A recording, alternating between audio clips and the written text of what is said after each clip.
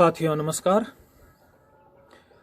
हठ योग प्रदीपिका ग्रंथ की हम चर्चा कर रहे थे और उस चर्चा के अंतर्गत जो द्वितीय उपदेश है उसमें हमें प्राणायामों के ऊपर चर्चा कर रहे थे। अब हम उसमें आगे बढ़ते हैं। शीतकारी प्राणायाम के बारे में हमने जाना कि यह हमारे शरीर को ठंडकता प्रदान करने वाला है।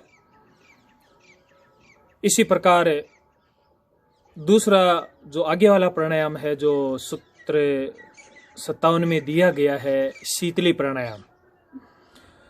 शीतली प्राणायाम भी शीतकारी प्राणायाम की तरह ही इस शरीर को शीतलता प्रदान करता है और इस प्राणायाम को जब किया जाता है तो शीतकारी प्राणायाम की तरह ही इसमें भी जो श्वास है वह मुंह से लिया जाता है, लेकिन इसमें जो हमारी जीभ होती है इसको हम फोल्ड करके और जीभ से श्वास को खींचा जाता है।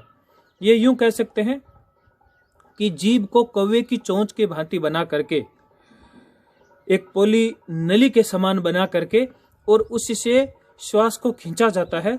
और वही बात यहाँ पर भी ध्यान रखनी है, श्वास को अंदर खींच करके और नाक द्वारा हमें प्रश्वास करना है। एक बार आप देख भी सकते हैं कि किस प्रकार से श्वास को खींचना है।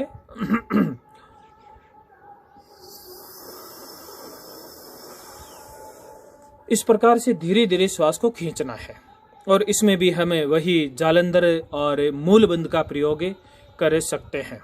यह जो हमारा प्राणायाम है, इस प्राणायाम के द्वारा भी जो हमें लाभ प्राप्त होते हैं वो है गुल्म है, पलीहा है, ज्वर है, पित्त विकार है, क्षुब्धा है, तृष्णा है और सर्प आदि का जो विष होता है वह भी इससे दूर होता है।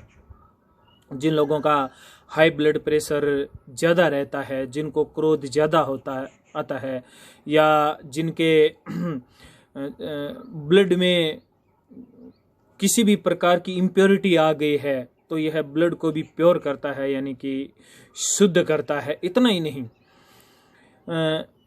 मुझे याद आ रहा है कि एक पुस्तक आचार्य श्रीराम शर्मा की, जिसके अंदर मैंने पढ़ा था कि यह जो शीतकार या शीतली जो प्राणायाम है, इन प्राणायामों को कोई भी व्यक्ति यदि सूर्योदय से पहले उठ करके और सूर्य की तरफ मुंह करके इनका अभ्यास करता है, वह कामदेव के समान रूपवान हो जाता है और उसके अंदर 10,000 हाथियों का बल आ जाता है। अर्थात यह हमारे शरीर के अंदर एक तरह की ओजस्वीता लाने वाला प्राणायाम है। और मैं तो कहता हूं कि आजकल जो भी केवल लेडीज ही नहीं, जेंट्स भी ब्यूटी पार्लर जाने लग गए हैं। आप हमारे इन छोटे छोटे जो ये प्राणायाम है, जिनकी विधि भी कोई हार्ड नहीं है, उनका आप प्रयोग करके तो देखिए। इनका यदि आप प्रयोग करोगे तो आपके चेहरे के ऊपर नेचुरल ग्लो आ जाएगा। और हठ योग के ग्रंथ में तो कहा गया है कि इसका प्रयोग करने से व्यक्ति दूसरे कामदेव के समान रूपवान हो जाता है।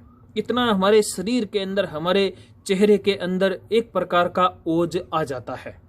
तो इनका हम अभ्यास आराम से अपने घर में बैठ करके कर सकते हैं। बहुत ज़्यादा इसके अंदर किसी प्रैक्टिस विधि विधान की आवश्यकता भी नहीं रहती है। अब जो 59वां सूत्र है, सूत्र 59 से 67 यानी 67 तक भस्त्रिका प्राणायाम के बारे में बताया गया है। क्योंकि भस्त्रिका जो प्राणायाम है यह एक बहुत ही महत्वपूर्ण प्राणायाम है इस शरीर के लिए, और इसके जो बहुत सारे फायदे हैं उन चीज़ों को देखते हुए भी, और महर्षि स्वात्माराम ने कहा है कि इसका अभ्यास जहाँ तक हो आप पद्मासन में करें। यदि पद्मासन आपसे नहीं लग पाता है तो आप इसका जो अभ्यास है वह अर्ध पद्मासन, सिद्धासन, या फिर नहीं लगता है, शरीर भारी है फिर भी करना चाहते हैं, तो हम इसका जो अभ्यास है वह सुखासन में भी कर सकते हैं। अब पद्मासन में क्यों करना चाहिए? क्योंकि पद्मासन का अपना एक फायदा है। वो फायदा यह है कि एक तो पद्मासन हमारी रीढ़ की हड्डी और गर्दन को यह हमेशा सीधा रखता है। यदि धीरे धीरे हम झुकते भी चले जाते हैं तो भी पद्मासन क्या करेगा, आपकी रीढ़ की हड्डी को सीधा कर देगा। देखिए होता क्या है कि जब भी सुखासन में बैठते हैं और मान लीजिए कि बिल्कुल आप तन करके भी एक बार बैठ गए हैं, ज़्यादा तनना नहीं चाहिए, आराम से बैठना चाहिए, और आपकी कमर सीधी है, तो भी सुखासन में क्या होता है कि धीरे धीरे व्यक्ति यूं हो जाता है, यानी कि जो कमर है पीछे से पूरी तरह से बेंड हो जाती है। जबकि यदि आपका अभ्यास नहीं भी है और आप पद्मासन के अंदर बैठे हैं और धीरे धीरे आप यूं हो भी जाते हैं, तो थोड़ी देर में वो आपको अलर्ट करता है और तुरंत आपकी जो रीढ़ की हड्डी है वो क्या हो जाती है, वह सीधी हो जाती है। साथ में पद्मासन आपके शरीर को लॉक कर देता है, और जब लॉक कर देता है तो जो शारीरिक हलन चलन होता है वह इस आसन में कम होता है, और जो लंबे समय तक एक स्थिरता बनी रहनी चाहिए वह इस आसन में बनी रहती है। इसलिए भी ये इम्पोर्टेंट है, और शायद इसीलिए महर्षि स्वात्माराम ने इस आसन के ऊपर जोर दिया है भस्त्रिका के लिए। और भस्त्रिका के लिए क्यों जोर दिया गया है वो भी मैं आगे बताऊंगा। उससे पहले थोड़ी सी इसकी जो विधि है वह भी जाननी बहुत जरूरी है, क्योंकि जो यह भस्त्रिका प्राणायाम है इसके अंदर जो श्वास प्रश्वास है वह तेज गति के साथ में लिया जाता है और छोड़ा जाता है, और जो एक लोहार की धौंकनी होती है इस प्रकार से इसकी क्रिया होती है। और जब ये इसकी क्रिया होती है और तीव्र गति से जो हम श्वास प्रश्वास करते हैं उसके अंदर यदि हमें किसी भी प्रकार की थकावट हो तब हमें सूर्य भेदन का अभ्यास करना चाहिए, यानी कि जो सूर्य नाड़ी है उससे हमें श्वास लेना चाहिए, और जो हमारी ईड़ा यानी चंद्र स्वर है उसे हमें प्रश्वास करना चाहिए। क्योंकि सूर्य स्वर से यदि आप यानी सूर्य भेदन का आप यदि प्रयोग करोगे तो आपके शरीर के अंदर होने वाली जो थकावट है वह इससे दूर होगी, यानी कि कुंभ के साथ में इस सूर्य भेदन को यहाँ पर करना है। अब जो थकावट भी क्यों होती है, क्योंकि तेज गति से जब श्वास प्रश्वास चलता है, हालांकि नए साधक यदि इसको पहली बार करेंगे तो वो लंबे समय तक नहीं कर पाएंगे, वो वास्तव में थक जाएंगे, उनकी जो श्वास प्रश्वास है वो फूलने लग जाएगी, यानी कि यह स्थिति आती है। तब हमें बीच में इसको रोक करके और जो सूर्य भेदन है कुंभक के साथ में हमें उसका अभ्यास करना चाहिए। जब शरीर में पुनः ताज किया जाए, यानी कि आपकी थकावट मिट जाए, तो पुनः इस सूर्य भेदी इस भस्त्रिका जो प्राणायाम है इसका हमें अभ्यास शुरू करना चाहिए। इस प्रकार से धीरे धीरे इसके अभ्यास को बढ़ाना चाहिए। इसके अभ्यास को लाभ सुनकर के कि भाई इसके इस प्रकार के लाभ होते हैं, इसमें जल्दीबाजी नहीं करनी चाहिए, उससे हानि होने की संभावना रहती है। साथ में कुछ ऐसी चीजें हैं जिनको ध्यान में रखना अति आवश्यक है, और वो जो बातें उनमें जो सबसे पहली बात है वो यह है कि आपका जो श्वास प्रश्वास है यानी कि इनहेल और एक्सहेल है वह इक्वल होना चाहिए, वह बराबर होना चाहिए, यानी कि जितनी देर आप श्वास लेते हैं उतनी ही देर वह बाहर निकलना चाहिए। आप 5 सेकंड श्वास लेते हैं तो 5 सेकंड ही आपका श्वास बाहर निकलना चाहिए। यह बात भस्त्रिका प्राणायाम में विशेष तौर से ध्यान में रखने वाली है। जो कपालभाति और हम करते हैं उसमें और उसमें यह अंतर है। तो एक तो क्या हो गया, जो श्वास प्रश्वास है वह हमारा बराबर चलना चाहिए, और साथ में सिस्टेमेटिक ढंग से, और जो हमारे लंग्स है वह बिल्कुल उनका जो मूवमेंट है वह भी इक्वल होना चाहिए। हालांकि जब श्वास प्रश्वास हमारा इक्वल होगा तब वो भी सिस्टेमेटिक ढंग से काम करेंगे और उनका जो मूवमेंट है वह भी इक्वल होगा। अब उनका मूवमेंट तो हो रहा है, लेकिन इस मूवमेंट के साथ में आपको एक चीज और जो ध्यान रखने वाली है वो यह है कि जब भी भस्त्रिका प्राणायाम करेंगे तब हमारे जो ये कंधे हैं इन कंधों का किसी भी प्रकार का मूवमेंट नहीं होना चाहिए। कई बार जब करते हैं, मान लीजिए तेज गति से श्वास प्रश्वास करते हैं तो साथ में यूं कंधों को भी उचकाते हैं, यानी कि कंधे भी जो है हमारे यह ऊपर नीचे होने शुरू हो जाते हैं।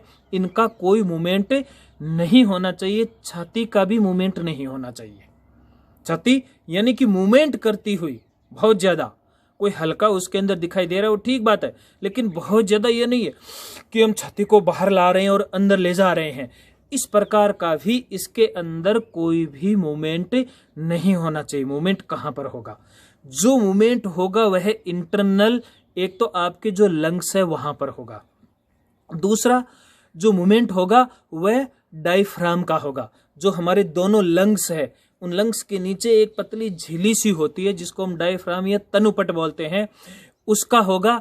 और पेट का मूवमेंट होगा। क्यों होगा पेट का मूवमेंट?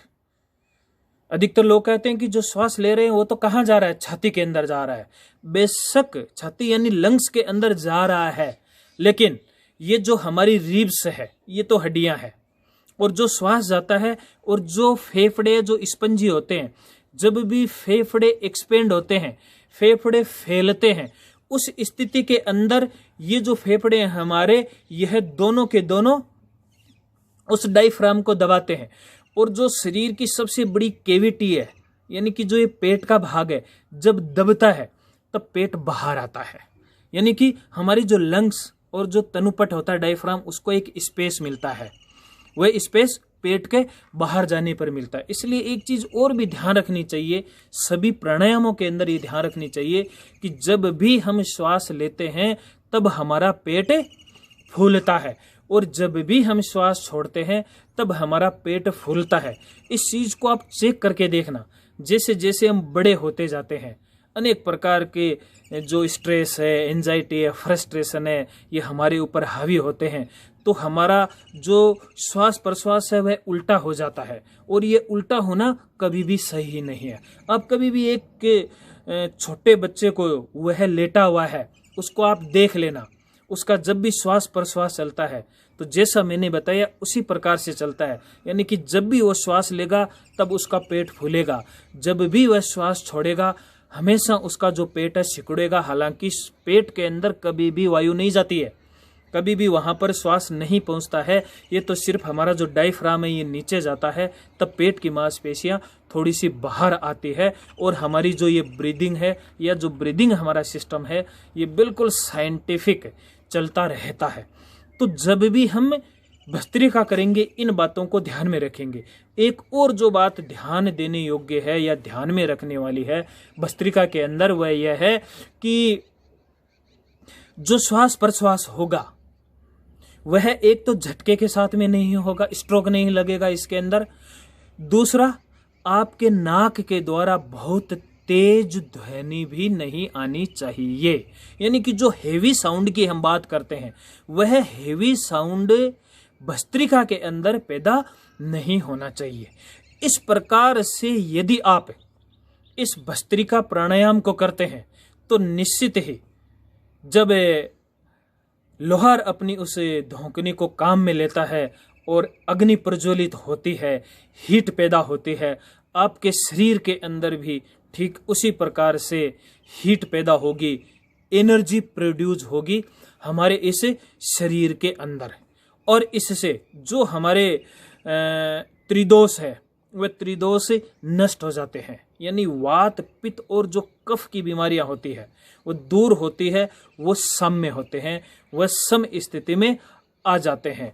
और जो सबसे बड़ा जो इसका फायदा है, इसलिए इसको करना चाहिए, वो यह है कि जब भस्त्रिका प्राणायाम किया जाता है और जो अग्नि प्रज्वलित होती है, इसका अर्थ है कि जो हमारी कुंडलिनी शक्ति है, जो कुल वधु है, वह जागृत होती है।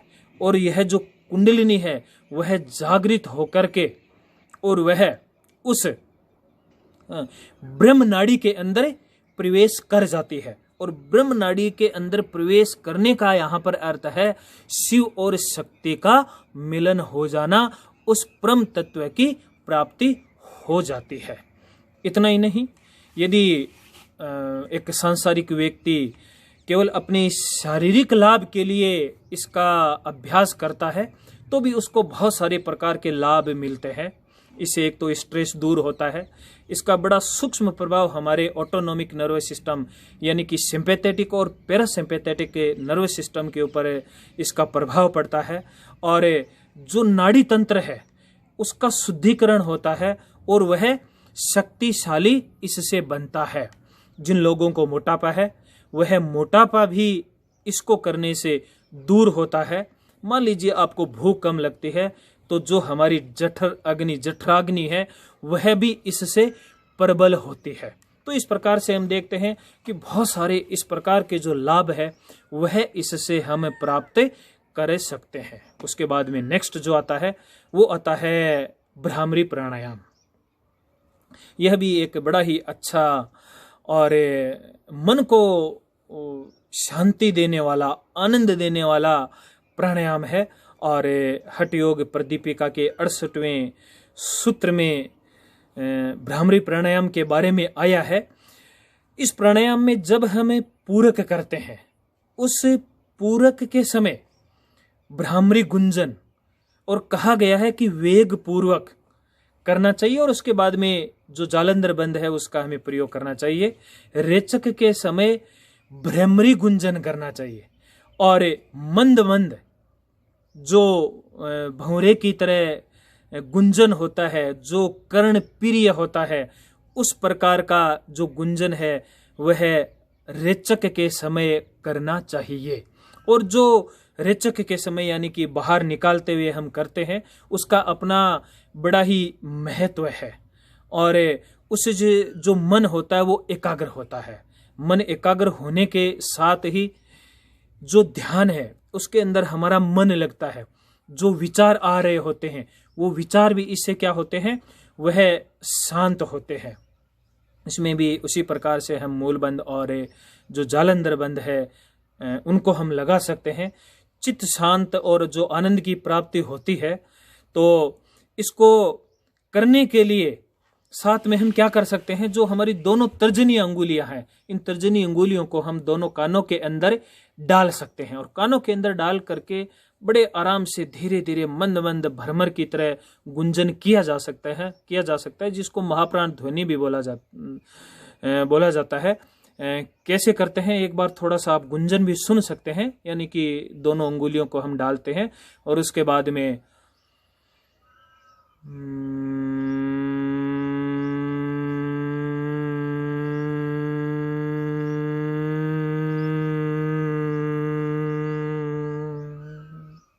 अब देखिए दो तरीके से, एक तो कान में अंगुली न डाल करके करते हैं और उसके बाद में आप कान में अंगुली डाल करके कीजिए, आपको फर्क बिल्कुल महसूस होगा।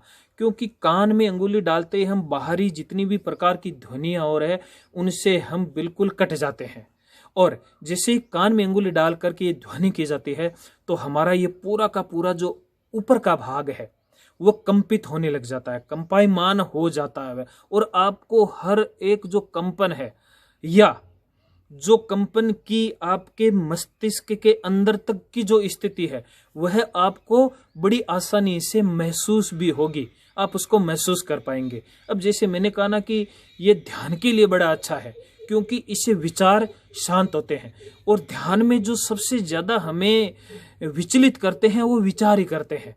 देखिए ये मन कभी शांत नहीं रहता है, किसी न किसी प्रकार का विचार रूपी इसको साउंड चाहिए, कोई तरंग चाहिए, ये तरंग में लगा ही रहता है। अब हमें यहाँ पर करना क्या है कि जो हमारे विचार रूपी तरंगे आ रही है, विचार रूपी साउंड से जो तरंगे आ रही हैं उसकी जगह आपको क्या करना है, आपको इस भ्रामरी गुंजन की वह तरंगे वह साउंड डाल देना है। अब साउंड डालना है, या तो आप नेगेटिव सोच रहे हैं या पॉजिटिव सोच रहे हैं, उन दोनों को ही आप दूर कर दीजिए और आप ये भ्रमर का साउंड अपने दिमाग में डाल दीजिए। अब आप कई देर तक जैसे ही इसको करेंगे आपका चित्त, आपका मन बिल्कुल शांत हो जाएगा और बड़े अच्छे से आपका जो मन है वह ध्यान में लगेगा। इसलिए ध्यान से पूर्व इस प्राणायाम का अभ्यास किया जा सकता है। और जिन लोगों को यदि थोड़ी शारीरिक लाभों की भी बात कर रहे हैं तो जिन लोगों को नींद नहीं आती है या जिनकी मेमोरी कमज़ोर है उनके ज्ञान तंतुओं को जगाने के लिए यह जो प्राणायाम है, इस प्राणायाम को किया जा सकता है, उन लोगों के लिए बड़ा ही अच्छा प्राणायाम है। तो अभी हमने इन कुछ एक प्राणायामों के बारे में जाना। अब और जो प्राणायाम रहे हैं इसके अंतर्गत, उन प्राणायामों को हम अगले सेशन में जानेंगे। तब तक के लिए नमस्कार।